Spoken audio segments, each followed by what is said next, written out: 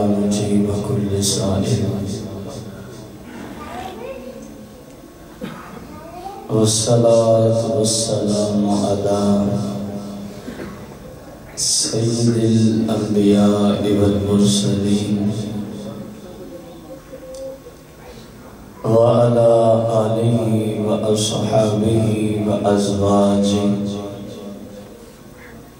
وعلماء ملته أجمعين أما بعد فأعوذ بالله من الشيطان الرجيم بسم الله الرحمن الرحيم قال الله تبارك وتعالى في القرآن المجيد والفرقان الحميد في شأن المؤمنين لا تجد قوما يؤمنون بالله واليوم الآخر يوادون من حاد الله ورسوله ولو كانوا آباءهم أو أبناءهم أو إخوانهم أو عشيرتهم أولئك كتب في قلوبهم الإيمان وأيدهم بروح منه ويدخلهم جنات تجري من تحتها الأنهار خالدين فيها رضي الله عنهم ورضوا عنه أولئك حزب الله ألا إن حزب الله هم المفلحون آمنت بالله صدق الله العظيم قال الله تبارك وتعالى في القرآن المجيد والفرقان الحميد في شأن حبيبه عليه الصلاة والتسليم إن الله وملائكته يصلون على النبي يا أيها الذين آمنوا صلوا عليه وسلموا تسليما درود و سلام عليك يا سيدي يا رسول الصلاة والسلام عليك يا سيدي يا رسول الله الصلاة والسلام عليك يا سيدي يا حبيب الله الصلاة والسلام عليك يا سيدي يا حبيب الله الصلاة والسلام عليك يا سيدي يا شفيع المذنبين الصلاة والسلام عليك يا سيدي يا رحمة للعالمين الصلاة والسلام عليك يا سيدي يا جد الحسن والحسين مولاي صل وسلم دائما أبدا على حبيبك خير الخلق كلهم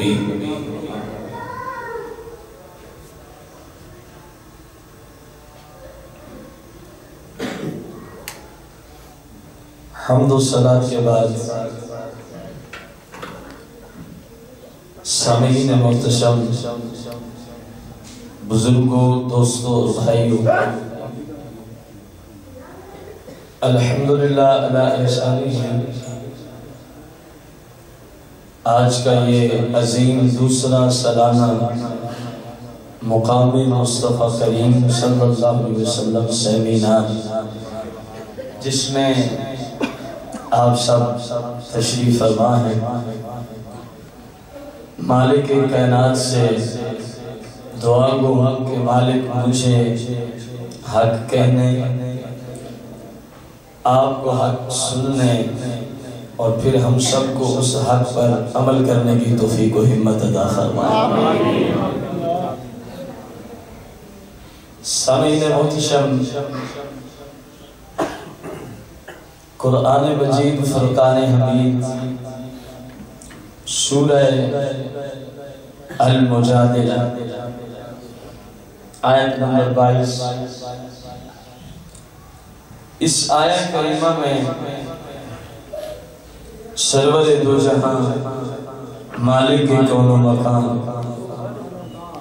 صلی اللہ علیہ وسلم کے مقام کا اللہ کریم نے ذکر فرمایا ہے، اور اس کے ساتھ ساتھ یہ بھی امت کو جو مسلمان ہیں انہیں پیغام پہنچایا ہے کہ ایک مومن کا مقام کیا ہوتا ہے، ایک مومن کی پہچان، ایک مومن کی شان، خصوصاً سرور دو جہاں کے مقام کی طرف نسبت کرتے ہوئے مومن کی شان یہ ہے کہ اگر مقام مصطفیٰ میں آگ ڈالنے کے لیے سامنے باغ بھی آ جائے تو مومن اس کو بھی معاف نہیں کرتا، مومن اس کو بھی معاف نہیں کرتا۔ یہ مالک کا قرآن ہے۔ اللہ کریم نے ارشاد فرمایا لا تجد قوما، آپ نہیں پائیں گے یا ایسا ہو ہی نہیں سکتا، سادہ لفظوں اگر میں ترجمہ کروں، ایسا ہو ہی نہیں سکتا کہ ایسے لوگ ہوں، ایسے معاشرے کے افراد ہوں یؤمنون باللہ والیوم الآخر، جو اللہ کی ذات کو بھی مانتے ہوں اور آخرت پر ایمان بھی رکھتے ہوں۔ مطلب کیا ہے؟ جو مسلمان ہو، جو مومن ہو، جو مسلمان ہو، یہ کسی صورت بھی نہیں ہو سکتا مومن ہو کر، مسلمان ہو کر سرکار کے مقام کے سامنے کوئی دیوار کھڑی ہونے چاہے تو مومن کبھی یہ برداشت نہیں کرتا کہ یہ جو دیوار آ رہی ہے یہ ہے کون؟ قرآن ہے یوادون من عاد اللہ ورسولہ۔ مومن محبت نہیں کرے گا، مومن محبت نہیں کرے گا، مومن کے دل میں اس کی الفت نہیں ہوگی، مسلم کے دل میں اس کا کوئی مقام نہیں ہوگا، مسلم کے دل میں اس کی کوئی عزت نہیں ہوگی۔ کس کی؟ من حاد اللہ ورسولہ، جو اللہ اور اس کے پاک محبوب علیہ السلام کی شان میں ایسے نظریات، ان نفوس قدسیہ کی شان کے بارے میں ایسا عقیدہ رکھتا ہے جو اللہ اور اس کے رسول کی شان کے لائق نہیں ہے، جو اللہ اور اس کے رسول کی شان کے لائق نہیں ہے، جو یہ عقیدہ رکھتا ہے مومن اس سے محبت نہیں کرتا، مومن اس سے محبت نہیں کرتا۔ یا اللہ ممکن ہے کسی کا باپ ہی بے ایمان ہو جائے، گستاخ ہو جائے، اے مالک کائنات ممکن ہے کسی کی اولاد ہی بے ایمان ہو جائے، کسی کے بہن بھائی بے ایمان ہو جائے، گستاخ بن جائے، کسی کے قبیلے والے رشتہ دار گستاخ ہو جائیں، تو کیا پھر بھی مومن کو یہی کچھ کرنا ہوگا؟ خالق کائنات نے فرمایا اگر مومن رہنا ہے تو یہی کچھ کرنا ہوگا۔ دیکھیں فرمایا وَلَوْ كَانُوا آبَاءَهُمْ، اگرچہ وہ گستاخ اس کا باپ ہی کیوں نہ ہو، وَلَوْ كَانُوا آبَاءَهُمْ، اگرچہ وہ سرکار کے مقام کو نہ تسلیم کرنے والا، سرور دو جہاں کے مقام کو نہ ماننے والا، اس مومن کا جس کی شان قرآن بیان کر رہا ہے کہ یہ گستاخ سے محبت کرتا نہیں، بلند آواز سے بولو مومن گستاخ سے محبت نہیں کرتا۔ کیوں نہیں کرتا؟ کہ مقام مصطفیٰ کی بات ہے، یہ نظام ہے مقام مصطفیٰ کا، اور یہ نظریہ اور عقیدہ دیا ہے خالق کائنات نے قرآن مجید میں مسلمانوں کو۔ فرمایا وَلَوْ كَانُوا آبَاءَهُمْ، کسی اور سے کیا محبت کرو، فرمایا اگرچہ تمہارا باپ بھی گستاخ ہو جائے اسے محبت کی اجازت نہیں، اسے محبت کی اجازت نہیں ہے۔ اندازہ لگایا اس کائنات میں ایک ایسی ہستی موجود ہے جنہوں نے اس آیت کا مصداق ہونے کا شرف حاصل کیا ہے۔ سبحان اللہ۔ میری مراد شہنشاہ صداقت، خلیفہ بلا فصل، امیر المؤمنین، امام المسلمین، خلیفۃ المسلمین حضور سیدنا ابو بکر صدیق رضی اللہ تعالیٰ عنہ کے والد ابھی تک اسلام نہیں لائے تھے، ابھی تک اسلام نہیں لائے تھے، ابو قحافہ ابھی تک اسلام کو قبول انہوں نے نہیں کیا تھا۔ تو انہوں نے سرکار علیہ السلام کی شان میں کوئی ایسا لفظ کہہ دیا، کوئی ایسا جملہ کہہ دیا جو سرکار کی شایان شان نہیں تھا، جو سرکار دو جہاں کی شایان شان نہیں تھا۔ فَسَقَّهُ ابو بکر سقطاً فساقطاً، شہنشاہ صداقت نے جب اپنے باپ کی زبان سے یہ جملہ دیکھا نا، سنا نا کہ میرے آقا کی شان میں ایسا جملہ بولا ہے جو میرے آقا کی شایان شان درست نہیں ہے، فَسَقَّهُ ابو بکر، خلیفہ اول بلا فصل نے اپنا ہاتھ اٹھایا اور اپنے باپ کے چہرے پہ تھپڑ رسید کر دیا۔ اندازہ لگا یہ رسول اللہ کا تعلیم یافتہ شخص ہے، یہ رسول اللہ کے خاص شاگرد ہے، سرور دو جہاں کے نائب اعظم ہے، خلیفہ بلا فصل ہے۔ جب باپ سے سرکار کے بارے میں ایسی گفتگو سنی جو میرے اور آپ سب کے آقا کریم کی شایان شان، فَسَقَّهُ ابو بکر، تو باپ کو کیا مار دیا؟ تھپڑ رسید کیا۔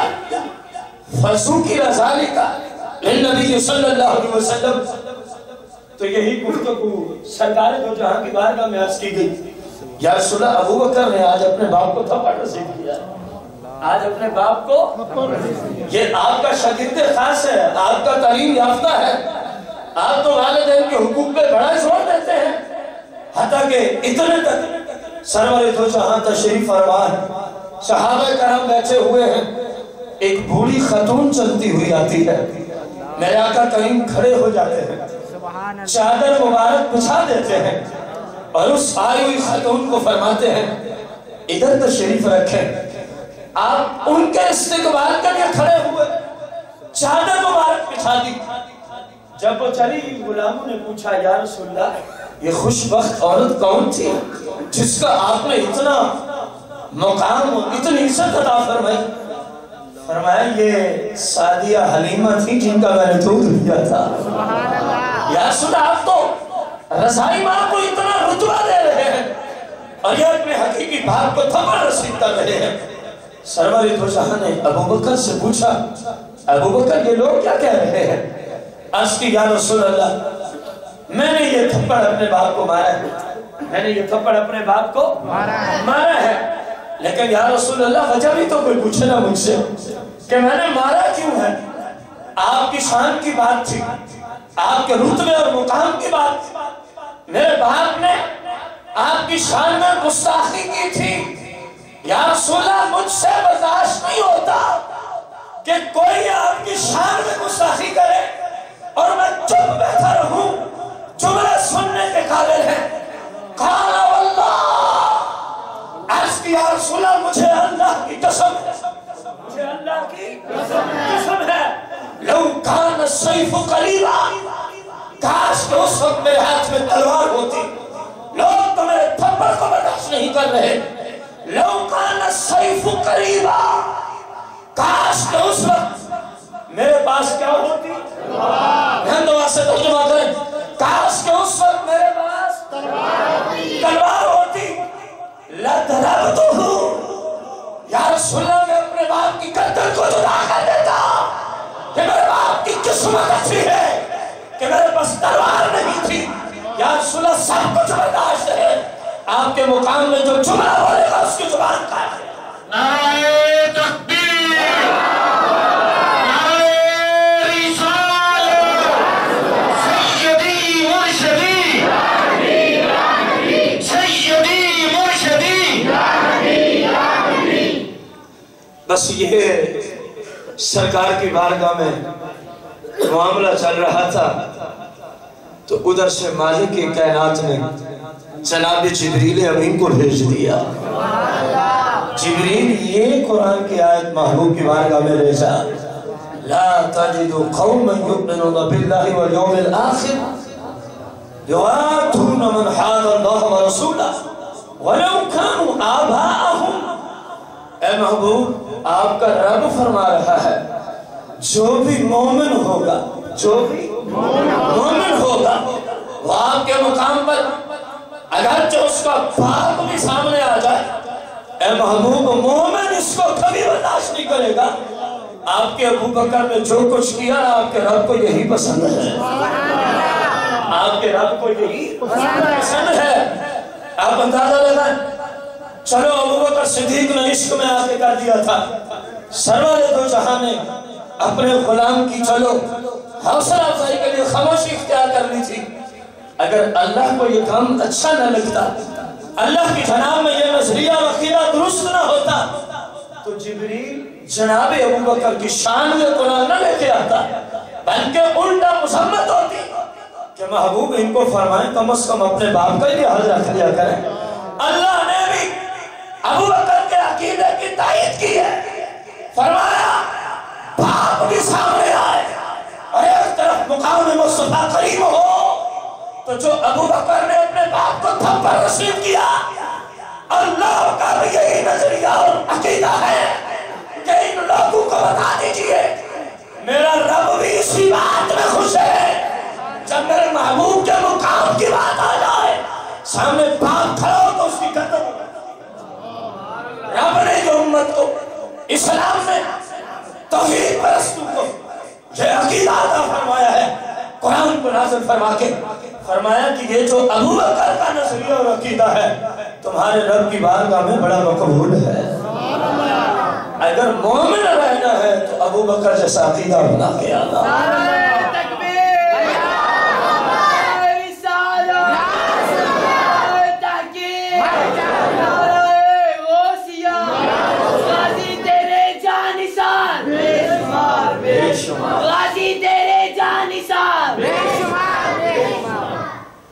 اندازہ لگا. پھر مالک نے فرمایا او ابناءہم, اگر کسی کا بیٹا سامنے آ جائے اگر کسی کا بیٹا سامنے آ جائے تو معافی نہیں ہے کیونکہ مسئلہ ہے مقام مصطفیٰ کا. سبحان اللہ. کیونکہ ہے مسئلہ ہے مقام مصطفیٰ کریم علیہ السلام کا. دیکھو نا شہنشاہ عدالت ہی کی مثال, کیونکہ ہم نے بہت آگے جانا ہے. اسی ایک آیت پہ بھی ہم اپنا پورا پیریڈ لگا سکتے ہیں لیکن ہم نے بہت کچھ آپ کو بتانا ہے. ابو بکر صدیق رضی اللہ تعالیٰ عنہ کو جب آپ کا بیٹا اسلام سے آیا تو بعد میں کہہ رہا ہے ابا جان آپ نا ایک جنگ میں میرے سامنے آ گئے تھے. اس وقت یہ مسلمان نہیں ہوئے تھے, آپ ایک جنگ میں میرے سامنے آ گئے. ابو بکر صدیق نے فرمایا پھر کیا ہوا؟ کہنے لگا میں نے اس لیے آپ کو چھوڑ دیا کہ آپ میرے باپ تھے. شہنشاہ صداقت نے فرمایا یہ تو تھا نا, کفر کی طرف سے لڑنے آیا تھا اور میں اپنے محبوب کے مقام کی خاطر لڑنے آیا تھا. اگر جنگ میں اے عبد الرحمن اگر تم میرے سامنے آ جاتا تو میں یاد رکھتا کہ یہ میرا بیٹا ہے, میں اپنے محبوب کے مقام کو ختم رکھتے ہوئے تیری گردن اڑا دیتا. قرآن نے کہا او ابناءہم, خواہ ان کے بیٹے ہی سامنے کیوں نہ آ جائیں, مومن گستاخ سے اس کا باپ ہو اس کا بیٹا ہو او اخوانہم اس کا بھائی ہو او عشیرت ہو اس کے رشتہ داروں میں سے کوئی بھی ہو جو مومن ہوگا لا تجد قوما یؤمنون باللہ والیوم الآخر. اللہ کریم نے قرآن میں اصول عطا فرمایا ہے کہ مومن کسی کا لحاظ نہیں رکھتا. جب بات آ جائے مقام مصطفیٰ کریم کی کب لحاظ نہیں رکھتا. جب بات آ جائے مقام مصطفیٰ کریم علیہ السلام کی اندازہ لگا